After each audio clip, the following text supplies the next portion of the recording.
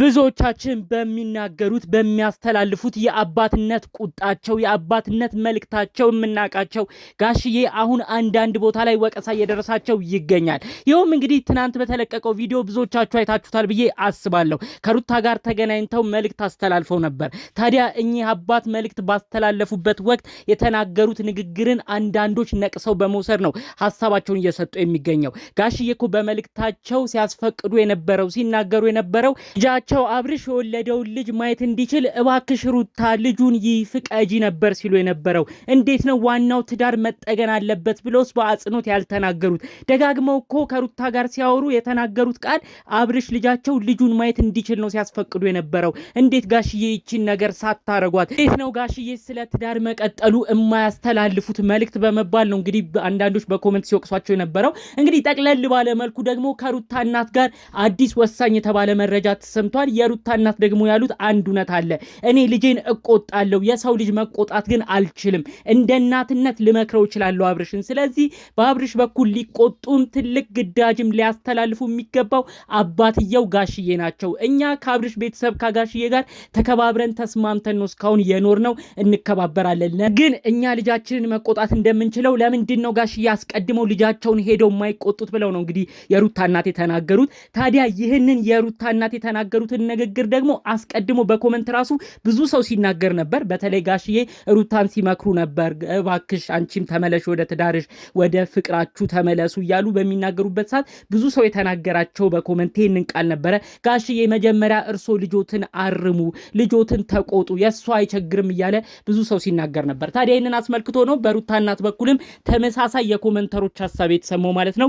እኔ አሁንም ቢሆን ልጅ አትከብደኝም፣ ጋሽዬ ግን መጀመሪያ ልጃቸውን ያስጠንቅቁ፣ ልጃቸውን መቆጣት አይችልም ወይ ብለው ነው እንግዲህ በንዴት ሁሉ የሩታ እናት አሁን ጋሽዬን እየተናገሩ የሚገኘው ማለት ነው። ከዚህ ጉዳይ ጋር ተያይዞ ታዲያ ጋሽዬና አብርሽ ያሉበት አሳዛኝ ሁኔታም ተሰምቷል። ብዙ ሰው አሁን እየወቀሳቸው ያለበት ነጥብ አለ። ለምን ልጃቸውን አልተቆጡም የተባለው ነገር ግን ሁላችንም ያላወቅንላቸው ደግሞ እንግዲህ ጋሽዬ ከልጃቸው ጋር ያለበት ነገር የሰማነውም ነገር እጅግ አሳዛኝ ሆኗል። እሱም በዝርዝር አሰማችኋለሁ። እንዲሁም የሩታ እናት ደግሞ አንድ ወሳኝ ማስጠንቀቂያን ለአብርሽም ለቤተሰቡ ጋሽዬም የተናገሩትንም በዚሁ እነግራችኋለሁ። ሰላም ውድ የሀገሬ ልጆች በያላችሁበት ሰላማችሁ ይብዛ። ዛሬም አዳዲስ በሆኑ መረጃ ብቅ ብለናል። በሩታ በኩል ሆናችሁ አሁንም ለሩታ የምትከራከሩ ሩትዬ አይዞሽ እያላችሁ ሩታን የምታጽናኑ የሰው በደል የማትወዱ ቅን ውድ የሀገሬ ልጆች ፈጣሪ አምላክ ጤናችሁን ይስጥልኝ። እስቲ ለእኔም ቤተሰቡ ሁኑኝ። እስቲ ቪዲዮ ላይክ በማድረግ ጀምሩ። እንግዲህ ያው ጋሽዬ ሩታን ሲቆጡ የነበረበት ቪዲዮ ተለቆ ብዙዎች ሀሳብ አስተያየት ተናግረዋል። በቪዲዮ መግቢያም እንደነገርኳችሁ። ታዲያ አሁን ላይ ብዙ ሰው ያልተረዳቸው ነገር በተለይ የሩታ እናት ራሱ ለምንድን ነው እሳቸው ልጃቸውን የማይቆጡት? ለምን አብርሽን አይናገሩም? እኔ እኮ የድርሻዬን ልጄን ነው ማዘዝ የምችለው ነው ያሉት የሩታ እናት።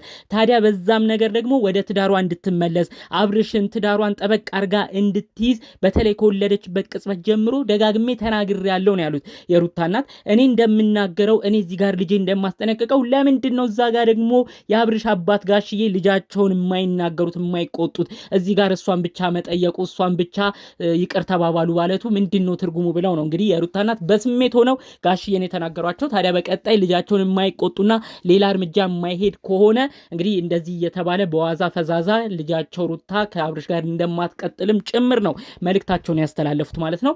አሁን ላይ በእርግጥ ጋሽዬን ደግሞ አንዳንድ ሰው ያልተረዳዋል። እኔም በውስጥ አሁን የተላከልኝ ብዙዎቻችሁ ወቅሳችኋል። ልክ ነው ጋሽዬ ለምን ልጃቸውን አይቆጡም? ልጃቸው እንደዚህ አይነት ጸባይ እያሳየ ከሄርሜላ ጋር እንደዚህ የሆነ እሳቸው ግን የሚቆጡት እዛ ጋር የሚመክሩት ሩታን ነው። ልክ አይደሉም። በዛ ላይ ደግሞ እንግዲህ ልጃቸው ልጁን ማየት እንዲችል ብቻ ነው ሲያስፈቅዱ የነበረው።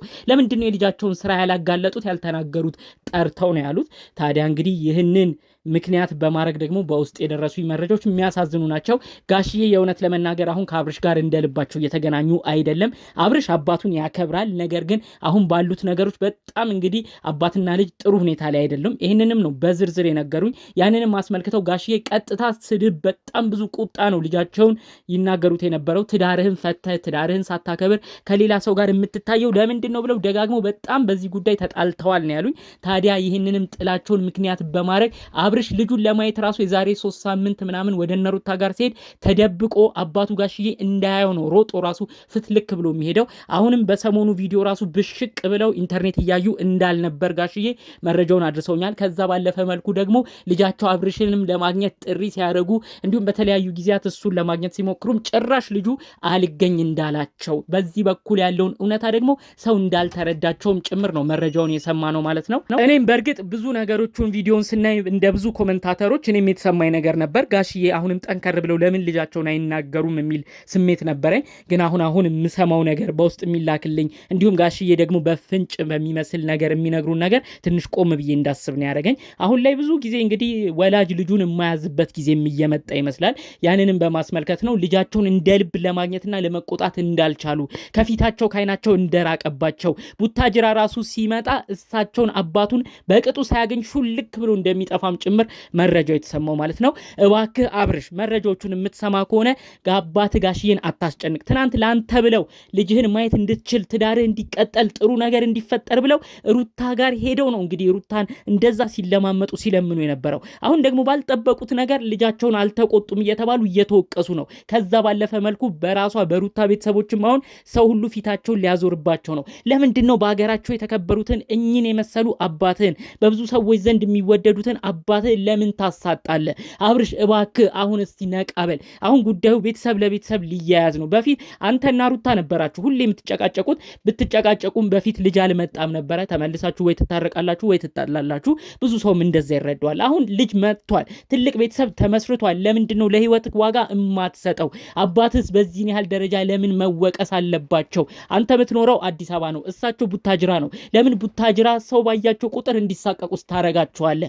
ለምን ልጆች ትዳሩን አያከብርም እየተባሉ ለምን እንዲወቀሱ ታረጋለህ? ብዙ ሰው አሁን ድረስ እኔንም ጨምሮ በውስጥ መረጃው እስኪደርሰኝ ድረስ የነበረኝ አስተሳሰብ ሌላ ነበር። ለምንድን ነው ልጃቸውን የማያቆጡት? ለልጃቸው ያዳላሉ ሁሉ እያልኩ አስብ ነበር። ለካ እውነታው ሲሰማ አንተ ርቀሃቸዋል። አንተን ለማግኘት ሲሞክሩ ራሱ ስራ እያሳፈረህ አባትህን ለማግኘት አልቻልክም። ለዚህም ነው ለካ ሳይቆጡ በደንብ የቀሩት። ስለዚህ እባክህ ቤተሰብ ያልፈቀደው ነገር ቤተሰብ የሚያዝንበት ነገር ለአንተም ጥሩ አይደለም። ትናንት ሲናገሩ ሰምታል ብዬ አስባለሁ። ለአንድ ሳምንት ያህል ኢንተርኔት ሁሉ የሚለቀቀውን ማየት አስጠልቶኝ ማየት ትቻለው ነበር ያሉት። በፊት ልጄ ምን ሰራ ብለው ነበር ጉጉት ኖሯቸው ያዩ የነበረው። እሳቸው ቡታጅራ ስለሆኑ አንተ አዲስ አበባ ስለሆን በቪዲዮ እንኳን ሲያዩ እንዳገኙ ያህል ነበር ተሰምቷቸው በናፍቆት ሲያዩ የነበረው። አሁን በምትሰራው ስራ ግን ብሽቅ ንድድ ብለው ቪዲዮአችሁን ሁሉ ማየት ደብሯቸዋል። እዚህ እባክህ አብርሽዬ ካለህበት ነገር ነቃ ብለህ በተለይ የምትወዳቸውን አንተንም በጣም የሚወዱህን የአባትህን ቃል በመጠበቅ ሞክረ